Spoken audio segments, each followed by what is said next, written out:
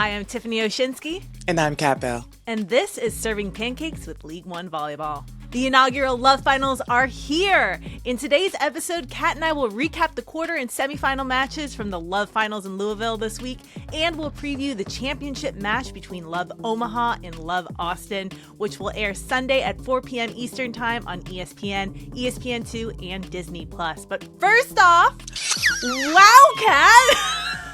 Wow, Mom! I don't have a voice. You lost it in the excitement. Lost it. I'm so glad that you guys made your flight and made it to Louisville. Yes, of course. How are you feeling about this? I'm feeling great. This is just such a surreal moment. Also, just so nostalgic as well. I was here 2012 and very much the same situation, 2 down in the semifinals, was able to kind of come out of it and then heading to the finals the next 2 days. So it's so surreal, so nostalgic. Such an amazing blessing and opportunity to be able to do this with these girls, and be able to showcase this for the youth as well, be able to witness this history being made. So I feel great. I feel really good. I love it. I'm like calm. Well, can you tell? I'm like calm. You need the calm before the storm, right? Exactly. Well, we'll get more in depth into your matches in just a minute. But before, so going into the finals this weekend, what did you ladies talk about as a team? What did you know that you needed to do to prepare and get ready for what was about to come? I think the main thing we all talked about was just that, no matter what's happening, the past doesn't matter. Every day, every night is a new opportunity to be better and to be better for each other and to grow. And, of course, we've faced everyone multiple times throughout the season. But, it just depends, like we've always said, throughout our time together, who's going to show up. So just trusting each other, trusting what we have, what we can create, and going out there and executing the plan. Talking about the regular season, I saw a lot of people on social media being like, with all 6 teams going to the finals, what was the point of the regular season? Mm-hmm. Can you talk about the importance of the regular season, especially going into a scenario where all teams make the playoffs? Yeah, of course. The regular season matters just because it helps you build that continuity and just kind of helps you, gives you an opportunity to be able to see other teams and what they have developed and what they have to grow. From day one, Atlanta wasn't what they are, last night, or, we weren't where we are from day one last night as well. So it just gives you a chance for your team to develop and to, showcase and play against other teams that can help you be a better team.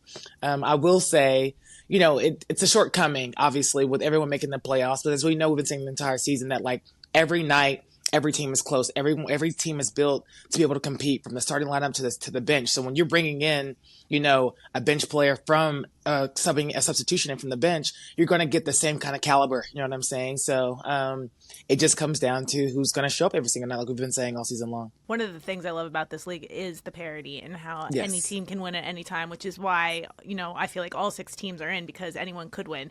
And I also feel like, if Love decided to change the playoffs, right? If they switched it up where maybe only the top 4 teams made it, it would be something finals, like that. Yeah. But the crazy thing is that Austin was 5th and Omaha was 6th. You two are playing in the finals. If they switched it, you guys would not, like, the finals this year wouldn't be the same finals, right? Yeah, and honestly, it would make sense. I'm not gonna take away from any team or our team as well. I think everyone is deserving of the opportunity, and it's been a mental game for each team every match. You know what I'm saying? And there's pressure to it.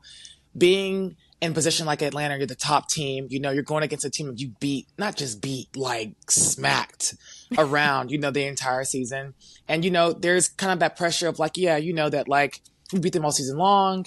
This is just another, not a walk in the park, but just one of those same kind of nights. And that's what it was looking like, from our match. And then for us, it's like, for me, what I'm not used to is being a Cinderella story. I have never been on a Cinderella team. And this is what what it kind of felt like. And for us, it was no pressure. Again, we've been smacked around by Atlanta the entire season a little bit. And it's like, okay, what do we have to lose now? An error is going to be an error. If we're going to go out, bang. If we're going to go out, might as well go down swinging, and that's kind of what it came down to in the third set. For sure. Well, we'll get into that semifinal match in just a second. Let's start first with the quarterfinals. Thursday night, you ladies started off the the weekend. Love Austin, shocking the world, like you said you guys were going to do last week. Shock the world, baby, yes. Persevered over Love Salt Lake in a battle 5-set reverse sweep where every set was decided by 2 points, 24-26, 24-26, 27-25, 25-23, 18-16.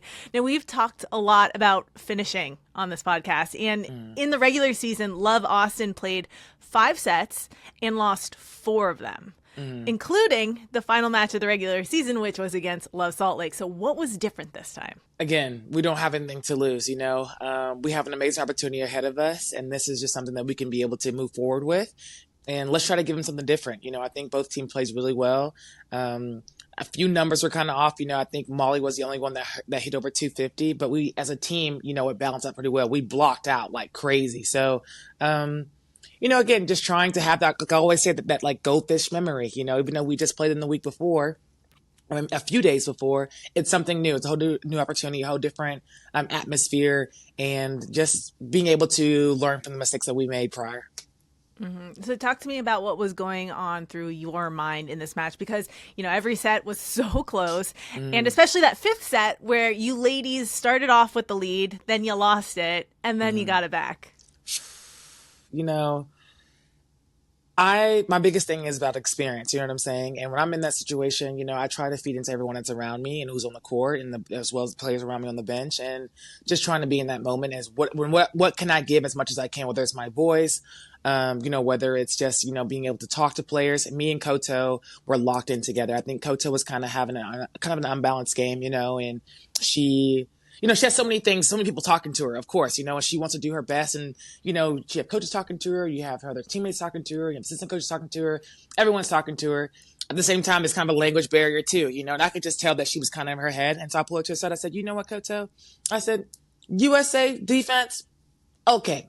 Japanese defense, best in the world. I said, you play Japanese defense. You know, I was like, don't listen to the noise.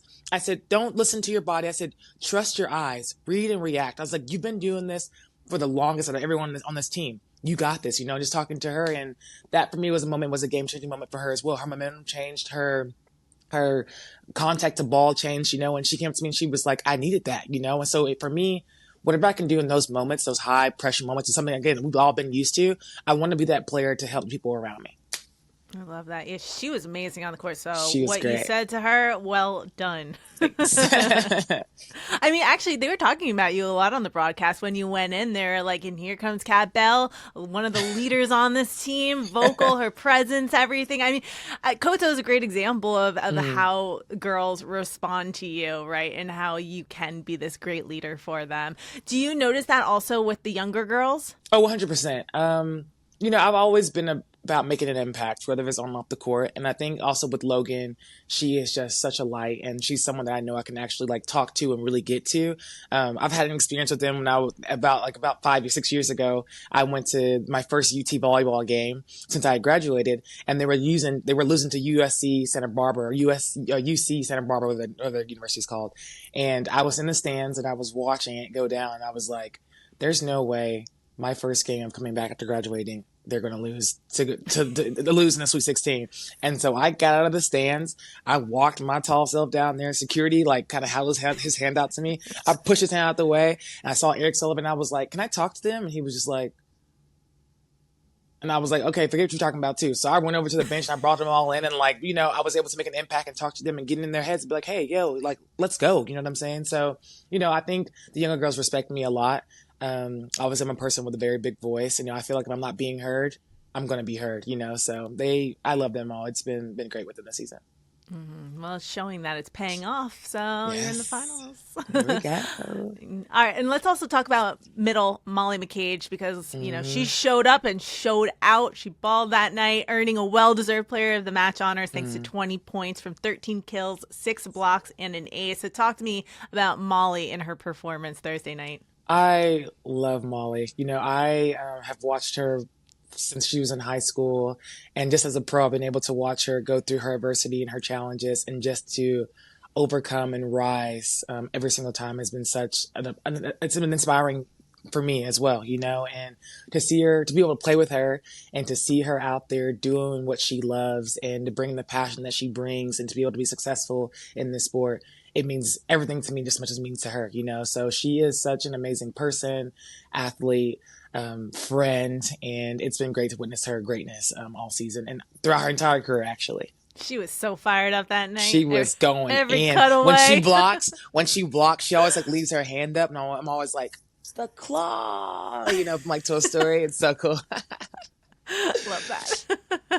I don't want to dive into Madisen Skinner just yet. I want to talk about her in the semifinals, but I do just want to point out that she finished the match with 21 kills, her third best performance of the season. It was actually the second best performance until the semifinal match. You know, and she got those 21 kills, even though there was the double sub happening, which, you know, like I said, I just want to point that out, that that's an amazing thing for Madisen Skinner to accomplish in that match. So let's move to the second quarterfinals match, which was number 6, Love Omaha, upsetting number 3, Love Madison in 4 sets, 25-17, 18-25, 25-18, 25-21.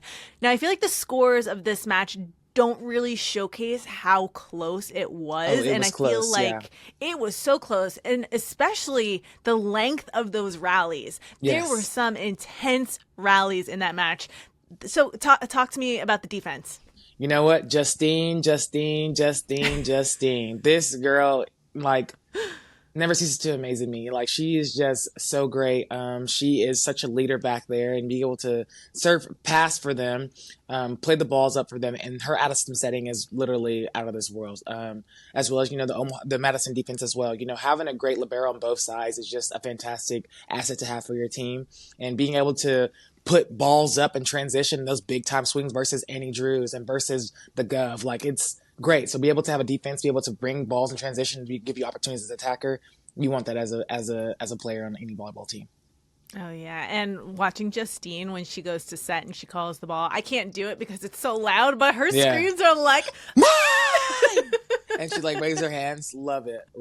I love it. It's so great. Well, speaking of the governor, Jordan Larson, she was named player of the match with 14 points on 14 kills. She also had 9 digs. Now, Jordan's my age, right? We're 38 years old, which is not that young when it comes to diving all over the court. You're right. It's not. I'm 32. Maybe I'm feeling it. Trust me. I understand. But I feel like Thursday night, you know, she was playing like she was 20 years old again. She was just all over the place. So talk to me about Jordan and her contributions to Jordan this win. Larson, captain. She's governor. It's experience. You know what I'm saying? She's one of the best players in the world.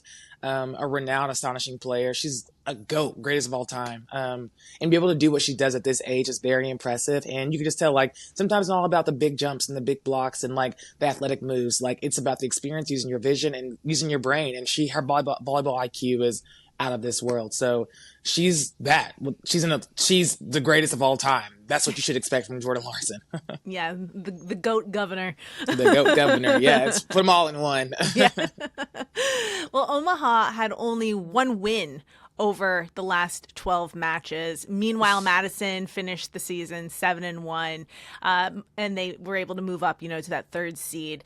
That one loss being in the final week of the regular season, which is what ultimately got them in that 3rd seed. So what changed in this match compared to the regular season play?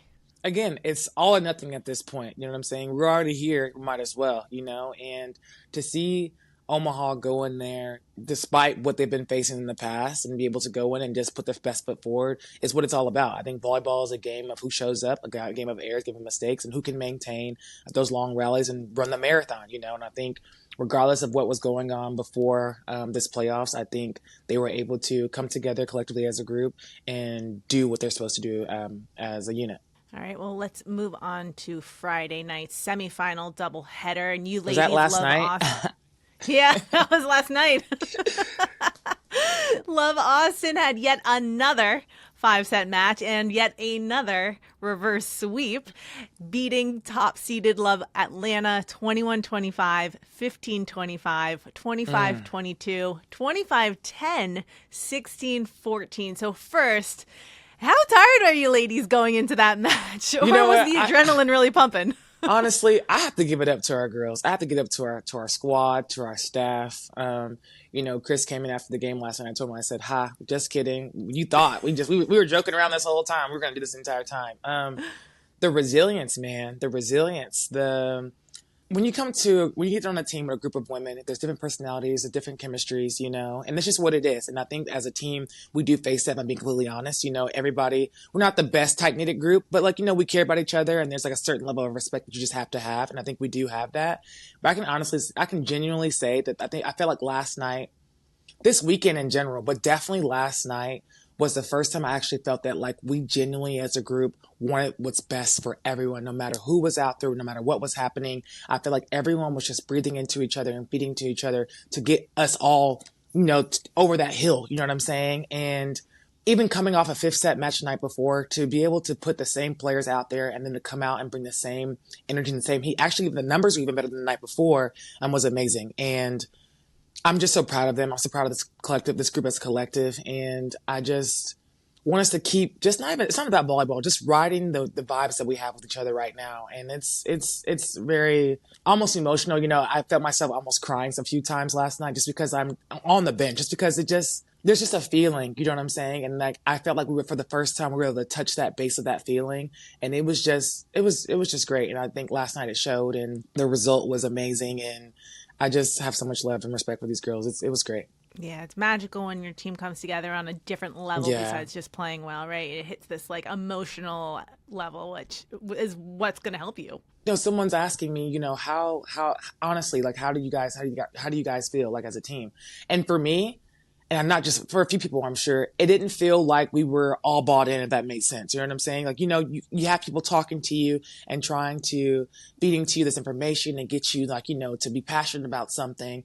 And then you look around the room and the response is not the same, or it's different from person to person. You know what I'm saying? So I couldn't tell genuinely if we were all going to come here and do it, or are we just going to come here and do it because we have to be here? You know what I'm saying? And then as we progressed on and played on, especially after Salt Lake, that atmosphere, that dynamic change, it was almost okay, we here, might as well. And then now obviously being in the situation right now, that fuel, that fire is lit and I can feel it. You know what I'm saying? And it's we're here. We might as well just go for it all. You know what I'm saying? And not go for it all in a sense of we're going to do it. It's no, that is the only option.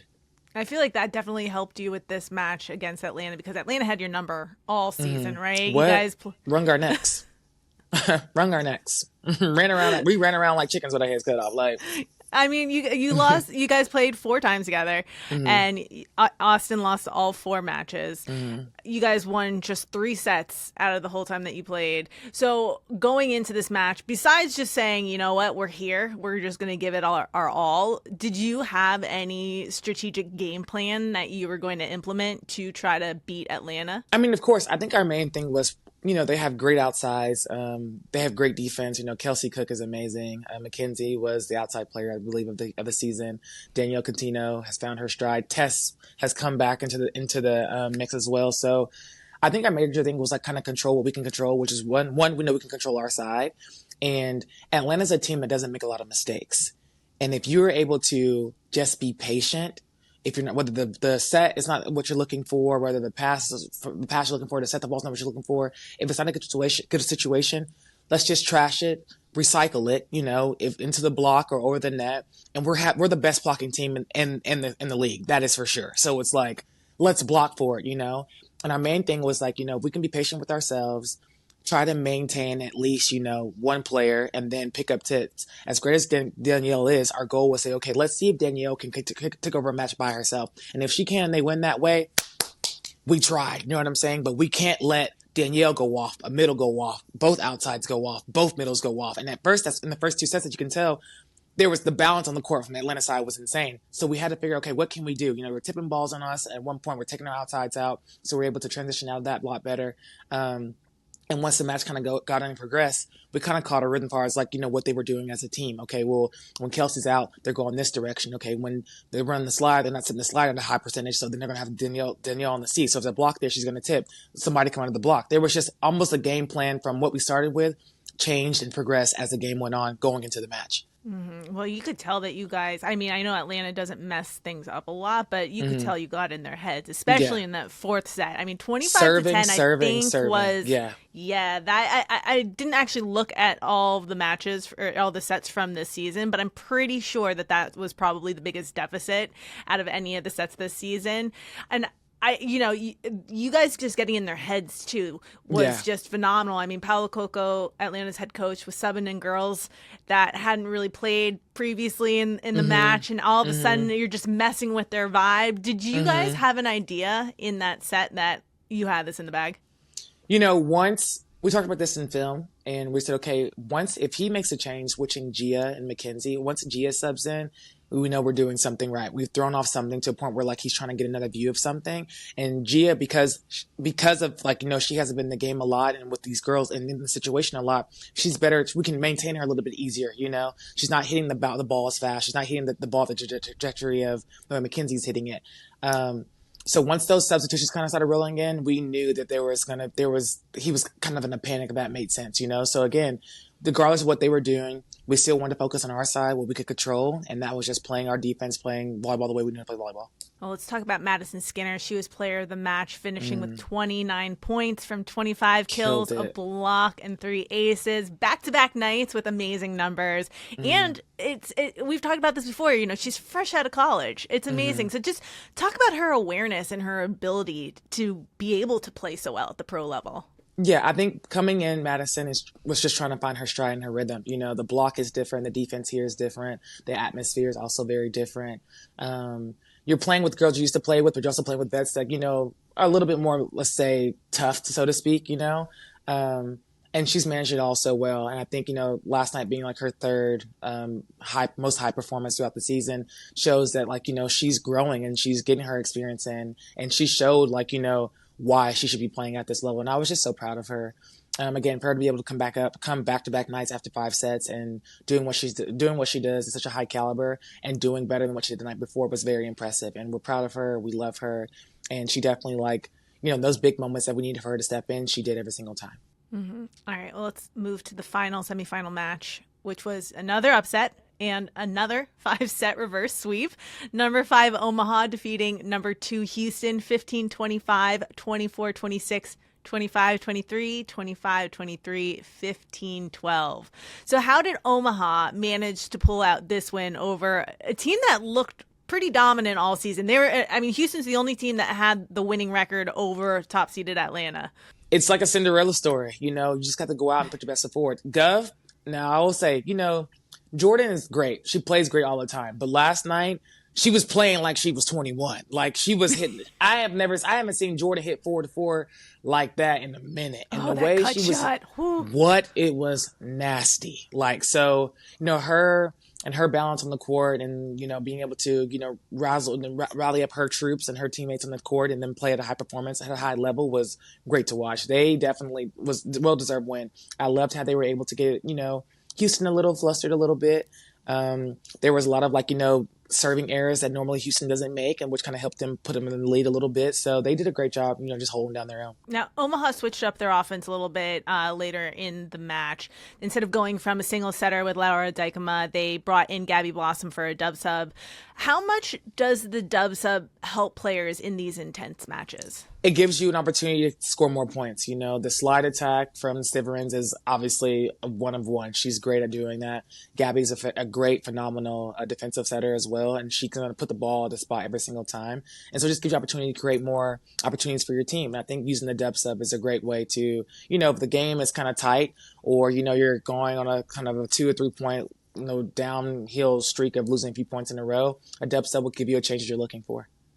All right. Well, middle Sammy Francis just joined the league in the middle of March, but, she's immediately made an impact on this Omaha team that was a little short on middles. So Sammy earned player of the match honors thanks to 16 points on 9 kills, 6 blocks, and an ace. Now, besides her height, because she's 6'6", talk about her impact on this team. I'm obsessed with her. I don't know Sammy personally, but I love watching her play. She's such a pro as well. I think her maturity coming out of the court is a lot different than what I've witnessed from other teams.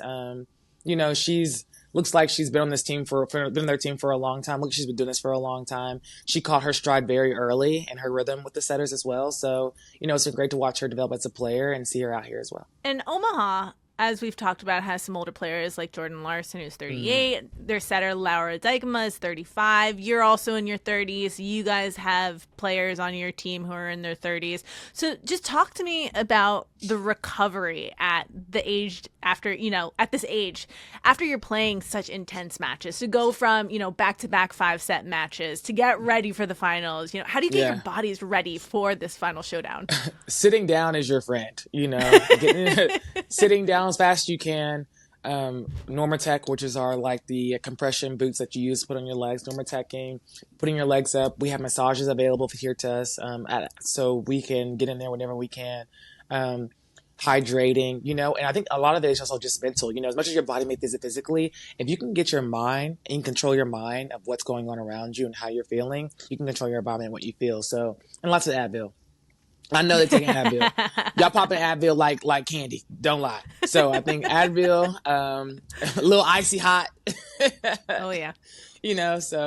But yeah, just sitting down and just relaxing and trying to, like I said, decompress and, mentally, if you can, your body's going to hurt. This is what it is. This is part of it. But I think, again, if you can control that part of it mentally, you'll be just fine. All right. Well, speaking of the final showdown, the title match is Sunday between number 5, Love Austin, and number 6, Love Omaha, a matchup I don't think anybody expected.